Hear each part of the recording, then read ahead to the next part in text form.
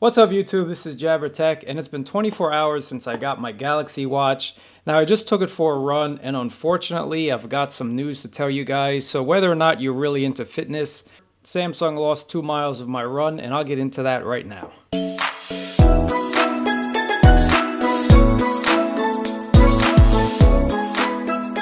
I'm going to try and answer some questions that I've been getting since I did my unboxing.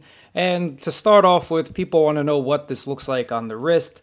So let me show you. I'm going to put this on my wrist. And unfortunately, I think that for most people, if you have average size wrists, this might be a little bit too small on you. Now, I know it's the same size as the Gear Sport, which I'll put on my wrist in a second. But just because they've tapered it off and made it look more like a traditional watch, whereas the Gear Sport was more of a squircle, it looks a little bit smaller on the wrist. So let me just show you. This is what it looks like on the wrist. So again, it seems to me to be a little bit on the smaller size. So whether you like that or not, this is all personal preference. But I personally think it looks a little bit too small on my wrist. Now let me show you what the Gear Sport looked like.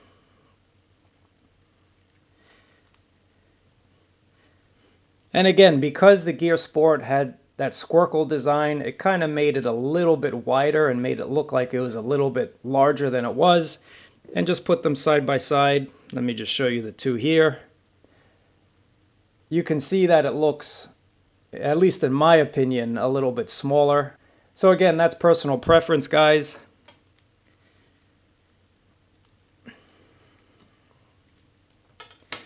And then just for comparison, when you compare it against the Frontier, this will be what the 46mm will look like on the wrist. This is the Frontier, of course, not the Galaxy Watch 46. And this is what they look like side by side. So it is pretty much the same design from the Frontier to this one, just to show you guys. Now Samsung did this whole push. They even put it on the box, supports 35 workout activities. And I hate to say it, maybe I got a bad unit, but GPS on this watch was not working at all today.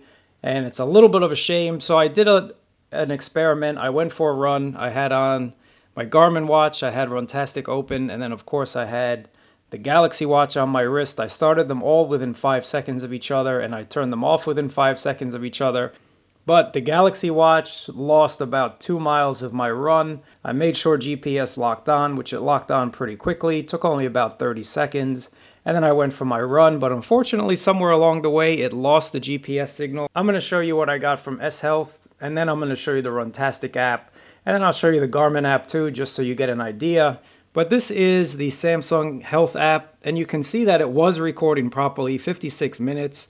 But it only says I ran 4.4 miles. So before I get into the stats, I was having some issues with the Gear Sport with GPS and heart rate monitoring. It seems like the heart rate monitoring worked, but GPS still is a little off on this watch. Not as bad as the Galaxy Watch, so this could be fixed by software.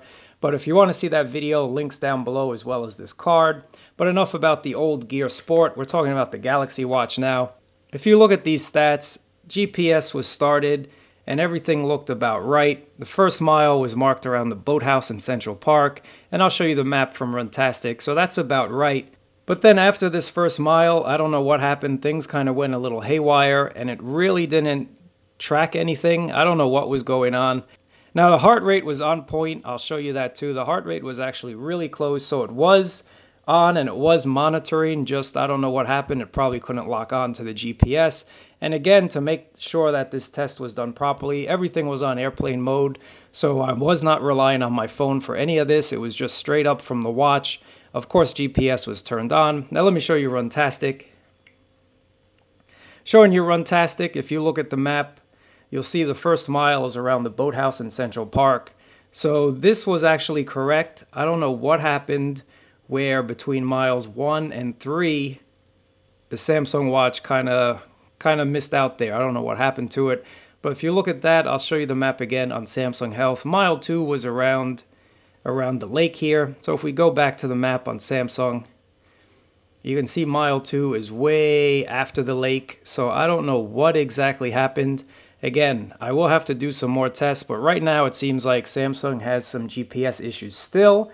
So with the Gear Sport, I was kind of off, not as much, but I'd say I was off about 0.2 of a mile. So whether that's a big deal for you or not, I'm sure Samsung will fix it. And then here's what we get on the Garmin watch. So you do notice that it says 6.2 miles. That is about the same as Runtastic. Way off from what Samsung told us, but the heart rate at 171 and 182 is actually on par with the Galaxy Watch, so heart rate monitoring is actually really good on this watch so far. GPS was off, which means the distance was off, and that can be fixed with a software update.